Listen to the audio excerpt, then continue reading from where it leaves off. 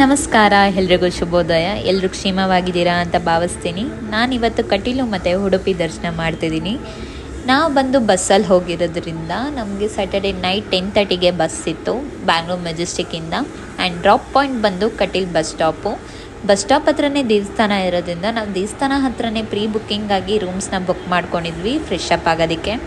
So fresh up ಆಗಿ ಈಚೆ ಬರ್ತಿದ್ದಂಗೆ ಜೋರು ಮಳೆ ಆ್ಯಂಡ್ ಹರಿಯೋ ನೀರು ಕೂಡ ತುಂಬ ಜೋರಾಗೇ ಇತ್ತು. ಅಲ್ಲಿ ಆ ಶಬ್ದ ನಮ್ಮ ಕಿವಿಲಿ ಇನ್ನೂ ಹಿಂಪಾಗೇ ಇದೆ. ಆ ದುರ್ಗಾ ಪರಮೇಶ್ವರಿ ಆ ನೀರಿನ ಮಧ್ಯೆನೇ ಇದ್ದಾರೆ. ಆಹಾ, ಎಷ್ಟು ಚೆಂದ ಗೊತ್ತಾ ಅದು. ಆ ಸೌಂಡೇ ತುಂಬ ಹಿಂಪಾಗಿತ್ತು. ಅದನ್ನೆಲ್ಲ ನೋಡಿ ನಾವು ದರ್ಶನಕ್ಕೆ ಹೊರಟ್ವಿ ಮಳೆ ನಿಂತಾದ್ಮೇಲೆ. ಮಳೆ ಬರ್ತಿರೋದ್ರಿಂದ ಆ ತಾಯಿ ನಮಗೆ ಕಣ್ಣು ತುಂಬ ತುಂಬಿಸ್ಕೊಳ್ಳೋಕ್ಕೆ ಯಾವುದೇ ರಶ್ ಇಲ್ದೇ, ಅಡೆತಡೆ ಇಲ್ದೇ ಒಂದು 5-6 ನಿಮಿಷ ಅಂತ ಆದರೂ ಆ ತಾಯಿ ಮುಂದೆ ನಿಂತು ಆ ತಾಯಿನ ಕಣ್ಣು ತುಂಬಿಸ್ಕೊಂಡ್ವಿ. ಇನ್ನು ನೆಕ್ಸ್ಟು ಯಾವಾಗ ಹೋಗ್ತೀವೋ ಏನೋ ಯಾರಿಗೆ ಗೊತ್ತು ಅಲ್ವಾ. ಆ್ಯಂಡ್ ಅವತ್ತು ನಾನು ಹೋಗಿರೋದು ದಿನವೇ ಏಕಾದಶಿ ಇತ್ತು. ಸೊ ಏಕಾದಶಿ ದಿನ ಅನ್ನ ಪ್ರಸಾದನೇ ಇರೋದಿಲ್ಲ. ಆ್ಯಂಡ್ ಆ ತಾಯಿ ಮಿರಾಕಲ್ಲೋ ಇಲ್ಲ ನನ್ನ ಅದೃಷ್ಟನೋ ನನಗೆ ಗೊತ್ತಿಲ್ಲ. ಬಟ್ ಅನ್ನ ಇದು ಮಾಡಲ್ಲ ಏಕಾದಶಿ ದಿನ. ನಮಗೆ ಅವಲಕ್ಕಿ ಮತ್ತು ತಿಳಿ ಸಾಂಬಾರು ಕೊಟ್ಟರು. ಸೊ ತುಂಬ ಖುಷಿ ಆಯಿತು. ಆ ದಿನವೂ ನನಗೆ ಪ್ರಸಾದ ಸಿಕ್ತು ಅಂತ. ಪ್ರಸಾದ ತಿಂದ್ಕೊಂಡು ನಾವು ಹೊರಟಿದ್ದೇನೆ ಉಡುಪಿಗೆ. ಆ್ಯಂಡ್ ನಾವು ಉಡುಪಿಲೇ ಸ್ಟೇ ಆದ್ವಿ. ನಾನು ಕೃಷ್ಣನ ಭಕ್ತೆ ಆಗಿರೋದ್ರಿಂದ ಉಡುಪಿಲೇ ಸ್ಟೇ ಆಗಬೇಕು, ಅವನ ಗುಡಿಲಿ ಒಂದು ದಿನ ರೆಸ್ಟ್ ಮಾಡಬೇಕು ಅಂತ ತುಂಬ ಆಸೆ ಇತ್ತು ನಮಗೆ. ಆ್ಯಂಡ್ ಇನ್ನೂ ಟೈಮ್ ಇದ್ದಿದ್ದರಿಂದ ದರ್ಶನ ಮಾಡೋಣ ಅಂತ ಹೋದ್ವಿ. ನಾವು ಹೋದಾಗ ಕೃಷ್ಣ ಅಂತೂ ದೀಪದಿಂದ ಕಂಗೊಳಿಸ್ತಿದ್ದ. ಎಷ್ಟು ಮುದ್ದಾಗಿದ್ದ ಅಂದರೆ ಅಷ್ಟು ಮುದ್ದಾಗಿದ್ದ. ನೋಡ್ತಾ ಇದ್ದರೆ ಇನ್ನೂ ನೋಡಬೇಕು ಅಂತ ಅನ್ನಿಸ್ತಿತ್ತು. ಬಸ್ಸಲ್ಲಿ ಜರ್ನಿ ಮಾಡಿದ್ರಿಂದ ತುಂಬ ಟಯರ್ಡ್ ಆಗಿತ್ತು. ಸೊ ಊಟ ಮಾಡಿ ರೆಸ್ಟ್ ಮಾಡಿದ್ವಿ. ಮಾರ್ನಿಂಗ್ ನಾವು ಹೆಣ್ಮಕ್ಳು ಗೊತ್ತಲ್ಲ, ಸ್ಯಾರಿಲೆ ಮಿಂಚಿದ್ವಿ ಗುರು. ಕೃಷ್ಣನ ದರ್ಶನ ಮಾಡೋಕ್ಕೆ ಅಂತ ಹೋದ್ವಿ. ನಾವು ಅಂದ್ಕೊಂಡಿದ್ದೆ ಒಂದು, ಬಟ್ ಅಲ್ಲಾಗಿದ್ದೆ ಇನ್ನೊಂದು. ನಾನು ನೋಡಬೇಕು ಅಂತ ಅಂದ್ಕೊಂಡಿದ್ದು ವಿಶ್ವರೂಪ ದರ್ಶನ ಮಾಡಬೇಕು ಅಂತ. ವಿಶ್ವರೂಪ ದರ್ಶನ ಬಂದು ಮಿಡ್ನೈಟ್ 3 AM ಇತ್ತು. ನಮ್ಮ ಜೊತೆ ಪಾಪು ಇದ್ದಿದ್ದರಿಂದ ದರ್ಶನ ಮಾಡೋಕ್ಕೆ. ಸೊ ನಾವು ದರ್ಶನಕ್ಕೆ ಹೊರಟಿದ್ದೇನೆ 10:15 AM. ನಮ್ಮ ಅದೃಷ್ಟ ಏನೋ ನನಗೆ ಗೊತ್ತಿಲ್ಲ. ಆ ಕೃಷ್ಣನ ದಯದಿಂದ ಕೃಷ್ಣನ ದರ್ಶನನೂ ಯಾವುದೇ ರಶ್ ಇಲ್ದೇ ಸೊಗಸಾಗಿ ಆಯಿತು. ಎಷ್ಟು ಸತಿ ಮಾಡಿದ್ದೀನಿ ಅಂತಂದರೆ ರೌಂಡ್ ಹಾಕೋದು ಮತ್ತೆ ಬಂದು ದರ್ಶನ ಮಾಡೋದು, ಕಿಂಡಿಯಿಂದ ರೌಂಡ್ ಹಾಕೋದು ಮತ್ತೆ ಬಂದು ದರ್ಶನ ಮಾಡೋದು. ಅದೇನೋ ಗೊತ್ತಿಲ್ಲ, ಅವನ್ನ ಎಷ್ಟು ಸತಿ ನೋಡಿದ್ರು ನೋಡ್ದಂಗೆ ಅನಿಸಲ್ಲ. ಅಷ್ಟು ಮುದ್ದಾಗಿದ್ದ. ಮೂರ್ತಿ ಚಿಕ್ಕದು, ಬಟ್ ಪವಾಡ ಅಂತೂ ತುಂಬ ದೊಡ್ಡದು. ನನ್ನ ಲೈಫಲ್ಲಂತೂ ತುಂಬ ಪವಾಡ ಮಾಡಿದ್ದಾನೆ. ದೊಡ್ಡ ರೀತಿಲೇ ಮಾಡಿದ್ದಾನೆ. ನಾನು ಅಂದ್ಕೊಳ್ದೇ ಇರೋದು, ಇಮ್ಯಾಜಿನೇಷನಲ್ಲಿ ಇಲ್ಲದೇ ಇರೋದು ಎಲ್ಲ ಮಾಡಿದ್ದಾನೆ. ತುಂಬ ಥ್ಯಾಂಕ್ ಯು ಕೃಷ್ಣ. ನಿನ್ನ ಋಣದಲ್ಲಿ ನಾನು ನಿನ್ನ ಭಕ್ತೆ ಯಾವಾಗಲೂ ಇರ್ತಾಳೆ. ಆ್ಯಂಡ್ ನನಗೆ ಆ ದರ್ಶನ ಮುಗಿಸ್ಕೊಂಡು ಅಲ್ಲಿಂದ ಹೋಗೋಕ್ಕೆ ನನಗೆ ಮನಸ್ಸಿರಲಿಲ್ಲ. ಅಷ್ಟು ಪೀಸ್ ಇತ್ತು ನನಗೆ ಅಲ್ಲಿ. ಏನೋ ಒಂಥರ ಅಲ್ಲಿಂದ ಈಚೆ ಬರಬೇಕು, ಇವನ್ನ ಬಿಟ್ಟು ಹೋಗಬೇಕು, ಏನೋ ಒಂಥರ ಫೀಲು. ಅಮ್ಮನ ಮನೆ ಬಿಟ್ಟು ಏನೋ ಈಚೆ ಹೋಗ್ತಾರ ಹಂಗೆ. ಆ್ಯಂಡ್ ಅಲ್ಲಿಂದ ಹೊರಡಿ ಅಲ್ಲಿ ಅಕ್ಕಪಕ್ಕ ಇದ್ದಿದ್ದ ದೇವಸ್ಥಾನಕ್ಕೆ ಹೋದ್ವಿ. ಶಿವನ ದೇವಸ್ಥಾನ ಇತ್ತು.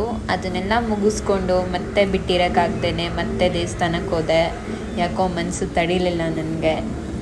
ಮತ್ತೆ ದರ್ಶನ ಬೀಚಿಗೆ ಬಂದಾದ್ಮೇಲೆ ಅದೇನು ದುರದೃಷ್ಟನೋ ಏನೋ, ಎಲ್ಲದರಲ್ಲೂ ದೇವರ ಅದೃಷ್ಟ ಕೊಟ್ಟು ಇದೊಂದರಲ್ಲಿ ದುರದೃಷ್ಟ ನೋಡು ಅಂತ ಕೊಟ್ಬಿಟ್ಟ. ಏನಾಯಿತು ಅಂತಂದರೆ ಬೀಚಲ್ಲಿ ಆಟ ಆಡೋಕ್ಕೆ ಬಿಡ್ತಾ ಇರಲಿಲ್ಲ, ರೆಡ್ ಅಲರ್ಟ್ ಇದ್ದಿದ್ದರಿಂದ.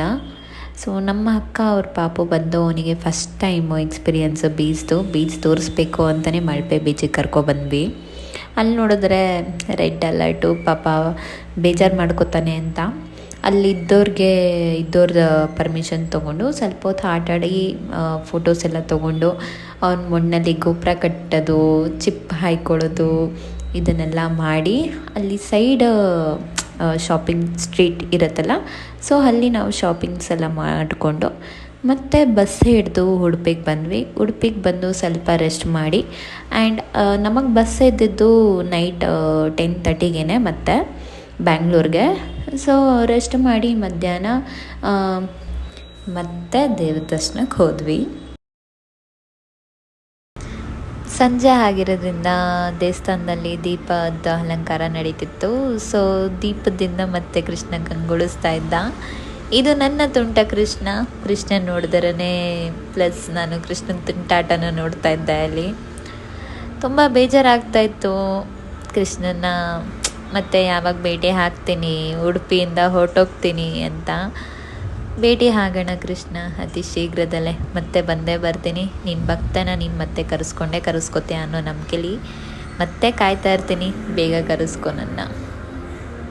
ಅದೇನೋ ಗೊತ್ತಿಲ್ಲ, ಅವನಿಗೂ ನನಗೂ ಇಮೋಷ್ನಲ್ ಅಟ್ಯಾಚ್ಮೆಂಟ್. ನನಗೆ ಗೊತ್ತಿಲ್ಲದೇ ತುಂಬ ಪವಾಡಗಳನ್ನ ಮಾಡಿದ್ದಾನೆ. ನಾನು ಏನು ಹೇಳ್ಕೊಳ್ದೇನೆ ಅವನು ಆ ಕಷ್ಟಗಳನ್ನ ನಿವಾರಿಸೋದೇ ಆಗಲಿ. ಕೃಷ್ಣ ಅನ್ನೋ ಪದದಲ್ಲೇ ತುಂಬ ಅರ್ಥ ಇದೆ. I always love you Krishna. ಆದಷ್ಟು ಬೇಗ ಮತ್ತೆ ಬರ್ತೀನಿ, ಮತ್ತೆ ನಿನ್ನ ದರ್ಶನ ಮಾಡ್ತೀನಿ. ಆ್ಯಂಡ್ ನಮ್ಮ ಬಸ್ ಇದ್ದಿದ್ದು 10:30. ಸೊ ಅಲ್ಲಿ ಏಕಾದಶಿ ಆಗಿರೋದ್ರಿಂದ ನೈಟ್ ಊಟ ಇತ್ತು. ಸೊ ಊಟದ ಪಂಕ್ತಿಗೂ ಹೋದ್ವಿ. ಊಟಕ್ಕೆ ಬಂದ್ವಿ. ಅಲ್ಲಿ ಊಟ ಬಂದು ನಮಗೆ ಇದ್ದಿದ್ದು ಗಂಜಿ, ಅನ್ನ, ಮೊಸರು, ವಡೆ, ಉಪ್ಪಿನಕಾಯಿ ಇತ್ತು. ಈ ಅನ್ನದ ಋಣ ಇತ್ತೇನೋ ನನಗೆ. ಅದಕ್ಕೆ ಸಡನ್ನಾಗಿ ಕೃಷ್ಣನನ್ನು ಕರೆಸ್ಕೊಂಡ ಈ ಅವನ ಸನ್ನಿಧಿಗೆ. ಒಂದೇ ಆಸೆ, ಸೊ ಅವನು ಯಾವಾಗಲೂ ನನ್ನ ಮತ್ತೆ ಮತ್ತೆ ಕರೆಸ್ಕೊತಾ ಇರಲಿ.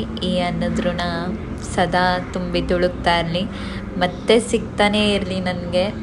ನಾನು ಬಂದಾಗೆಲ್ಲ ಇಲ್ಲಿ ಊಟ ಸಿಗ್ತಾನೆ ಇರುತ್ತೆ. ಇವತ್ತೇ ಯಾಕೋ ಏಕಾದಶಿ ಟೈಮಲ್ಲಿ ಬಂದಿದ್ದು ನಾನು. ಆ್ಯಂಡ್ ಯಾಕೋ ಮನಸ್ಸು ಒಪ್ಪಲಿಲ್ಲ. ಮತ್ತೆ ಕೃಷ್ಣನ ದರ್ಶನ ಮಾಡಿದೆ ಓಡ್ತಾ ಇರ್ಬೇಕಾರೆ. ಸೊ ಫೈನಲಿ ಕೃಷ್ಣನಿಗೆ ಬಾಯ್ ಹೇಳೋ ಅಂಥ ಟೈಮು. ಆಲ್ರೆಡಿ ಲೇಟಾಗಿ ಹೋಗಿತ್ತು, ಯಾಕಂತಂದರೆ ನನ್ನ ಹುಚ್ಚಾಟದಿಂದ ಮತ್ತೆ ಕೃಷ್ಣನ ದರ್ಶನ ಮಾಡ್ತಾನೇ ಇದ್ದೆ. ಕೊನೆಗೂ ಒಂದು ಫೈನಲ್ ಬಾಯ್ ಹೇಳೋ ಮನಸ್ಸಿತ್ತು. ಸೊ ಆದ್ರೂ ಮನಸ್ಸು ಇರ್ತಾನೆ ಇರಲಿಲ್ಲ ಬಾಯ್ ಹೇಳಬೇಕು ಅಂತ. ಅಲ್ಲಿಂದ ಫೈನಲಾಗಿ ಹತ್ಕೊಂಡೇ ಬಂದೆ. ಇಷ್ಟೇ ಆಗಿದ್ದು. Okay, see you, bye.